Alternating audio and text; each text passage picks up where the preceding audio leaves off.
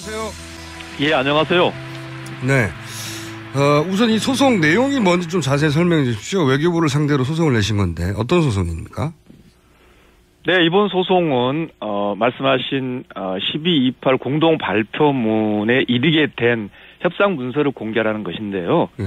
전부 다 공개하라는 것도 아니고 일본이 그 협상 과정에서 강제 연행을 인정했는지에 대한 부분만 공개하라는 소송입니다. 아, 전체가 아니라?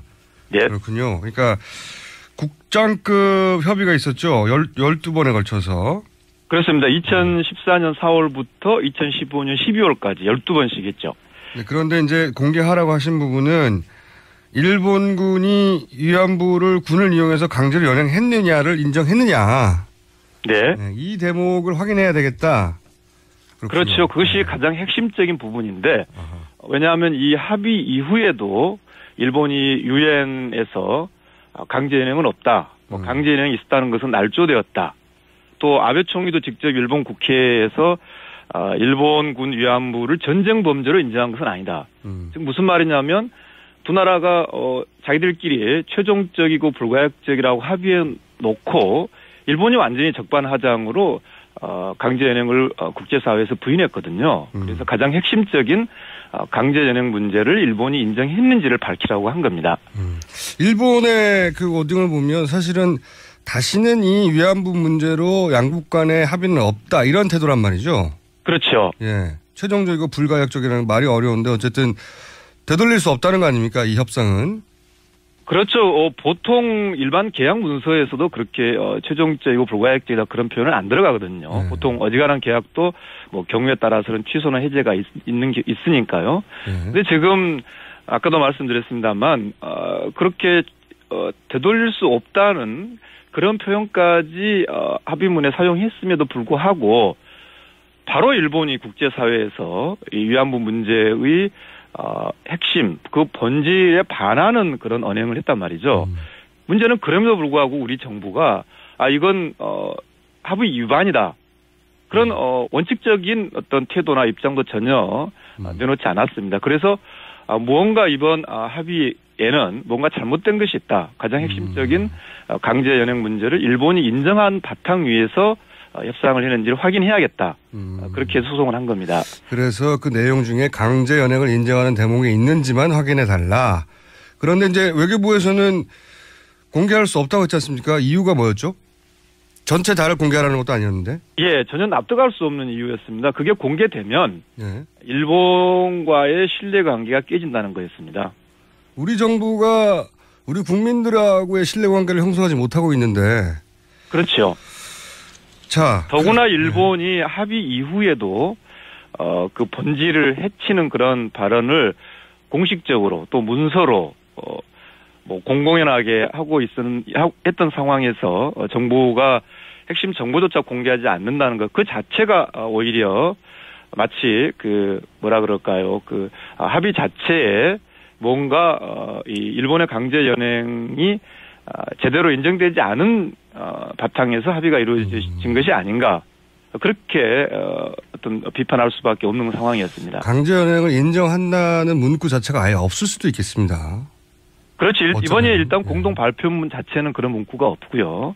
그래서 그 발표문에 이르게 된 협의 과정에서 강제 연행을 인정했는지 예. 그 전제에서 이런 발표가 나왔는지 이것은 굉장히 핵심적이고 중대한 문제이기 때문에 그렇죠. 네, 꼭 공개해야 될 상황입니다. 그 재판부도 그 전체가 아니라 그런 문구가 있는지만 확인해 달라는 그런 요청에 대해서 공개하라고 판결을 한 건가 봅니다. 거기는 설득이 됐나 봅니다. 재판부도.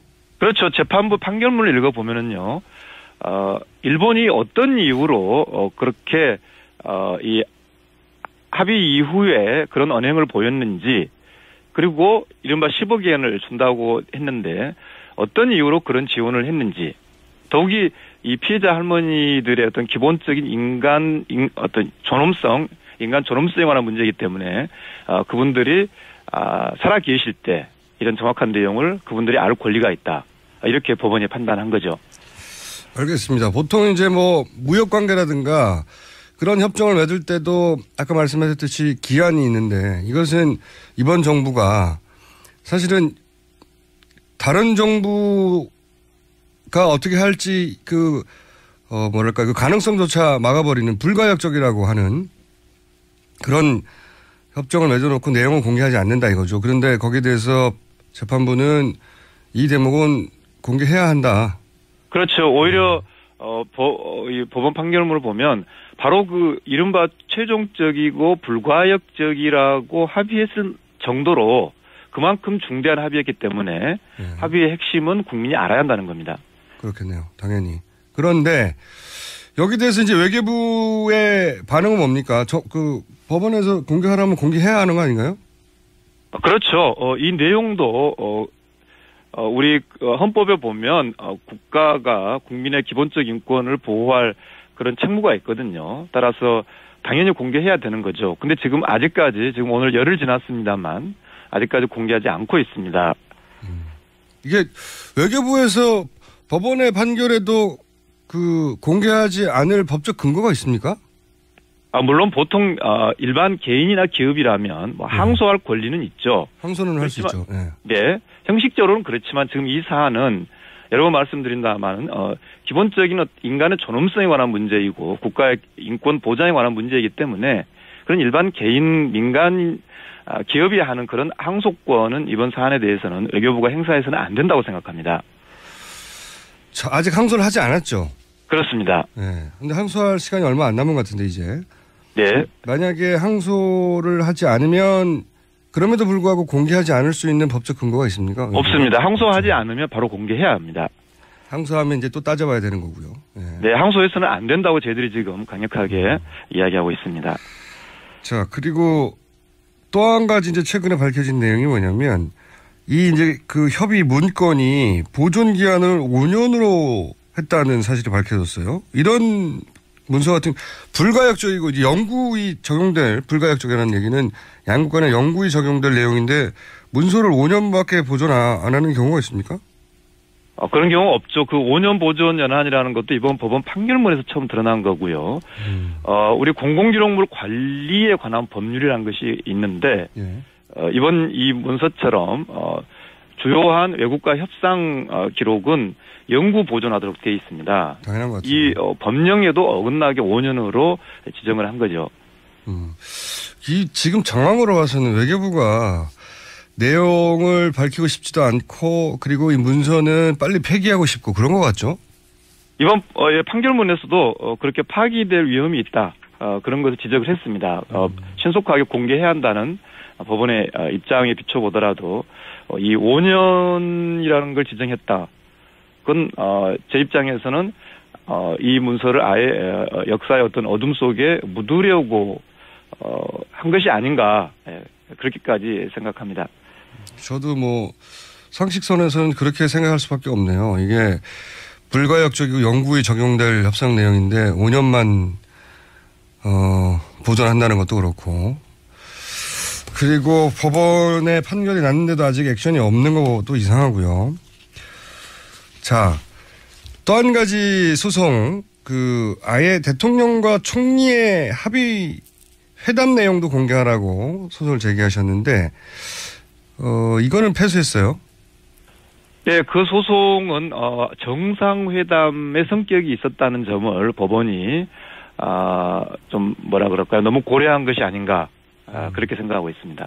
이게 정상회담 간의 내용이기 때문에 외교적 문제 때문에 공개할 수 없다고 패소 판결을 내린 거군요. 말하자면 재판부에서는.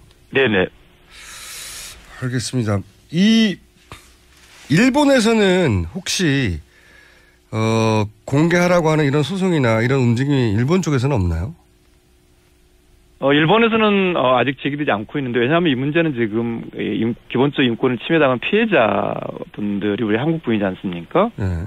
다만 이제 일본의 시민단체를 통해서 이 당시에 일본의 협상 관련 내용들 그런 부분들은 저희들이 수집하고 있습니다. 만약에 외교부가 항소를 하게 되면 그러면 이게 2심과 대법원 판결까지 얼마나 걸릴 것 같습니까?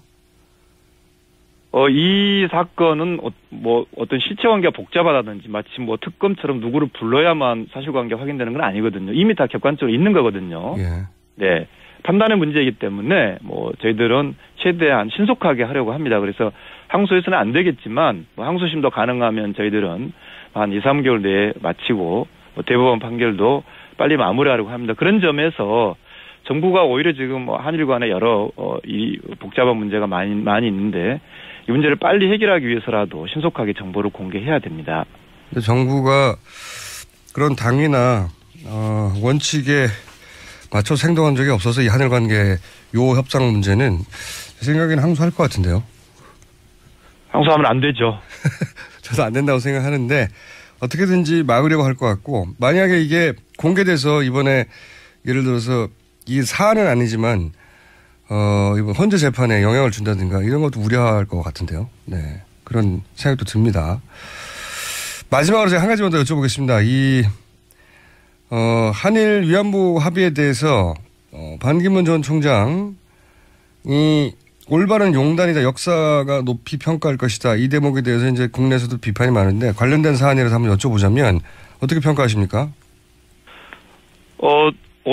벌써 작년이네요. 작년 1월에 이제 반 전 총장이 그렇게 언급을 했는데 더구나 이제 그게 역사적으로 높게 평가받을 것이다라고 했는데 네. 불과 얼마 안 지난 지금 이제 반 전 총장 본인이 그 합의의 문제점 지적하고 있지 않습니까? 근데 이제 제 생각에는 더 심각한 문제는 아까 말씀드린 대로 애초 이 소송이 배경이 됐던 즉 일본이 합의 이후에도 불구하고 유엔에서 강제연행은 날조된 것이다.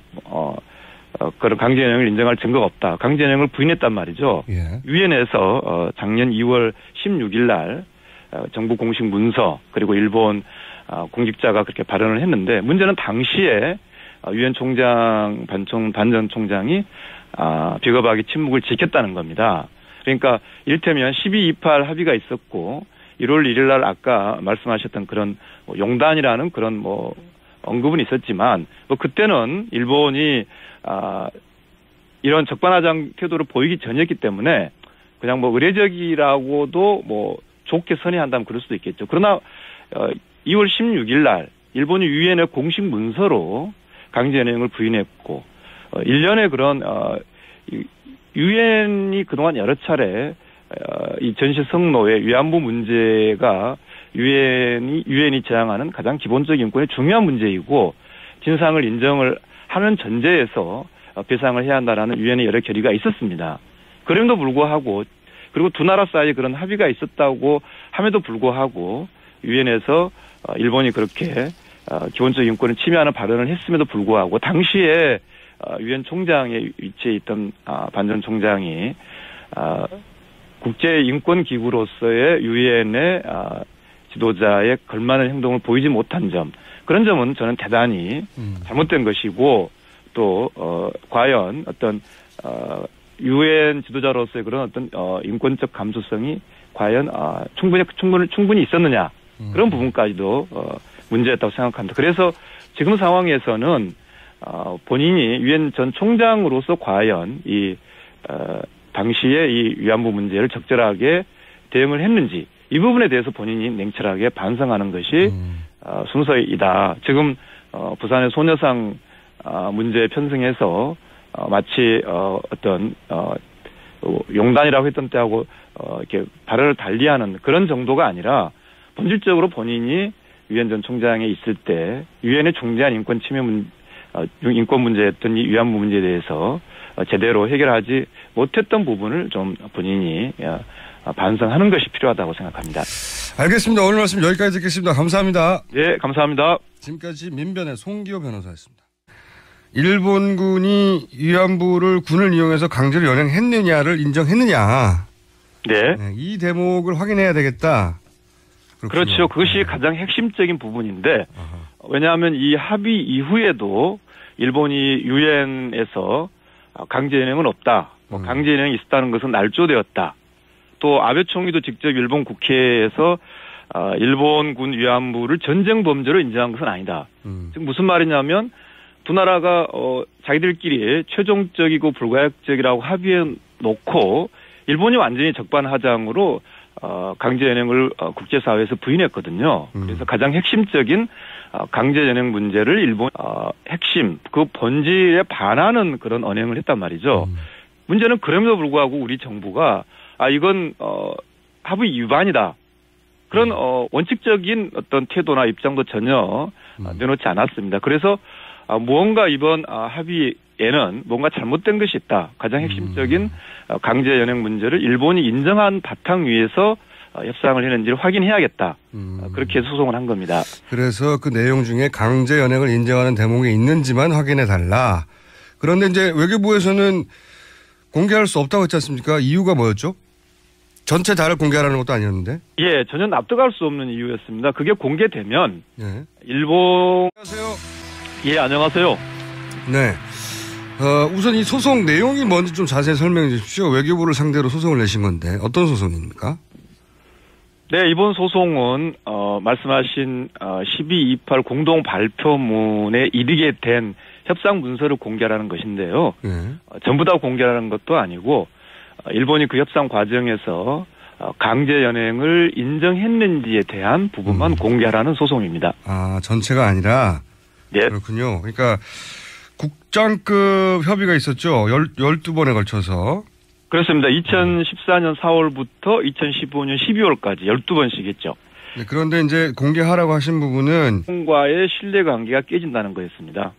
우리 정부가 우리 국민들하고의 신뢰관계를 형성하지 못하고 있는데. 그렇죠. 자, 더구나 일본이 합의 이후에도 그 본질을 해치는 그런 발언을 공식적으로 또 문서로 공공연하게 했던 상황에서 정부가 핵심 정보조차 공개하지 않는다는 것 그 자체가 오히려 마치 합의 자체에 뭔가 이 일본의 강제 연행이 제대로 인정되지 않은 바탕에서 합의가 이루어진 것이 아닌가 그렇게 어떤 비판할 수밖에 없는 상황이었으니 인정했는지를 밝히라고 한 겁니다. 일본의 그 워딩을 보면 사실은 다시는 이 위안부 문제로 양국 간의 합의는 없다 이런 태도란 말이죠. 그렇죠. 예, 최종적이고 불가역적이라는 말이 어려운데 어쨌든 되돌릴 수 없다는 거 아닙니까? 이 협상은. 그렇죠. 보통 일반 계약 문서에서도 그렇게 최종적이고 불가역적이다 그런 표현은 안 들어가거든요. 보통 어지간한 계약도 경우에 따라서는 취소나 해제가 있으니까요. 근데 지금 아까도 말씀드렸습니다만 그렇게 되돌릴 수 없다는 그런 표현까지 합의문에 사용했음에도 불구하고 바로 일본이 국제사회에서 이 위안부 문제의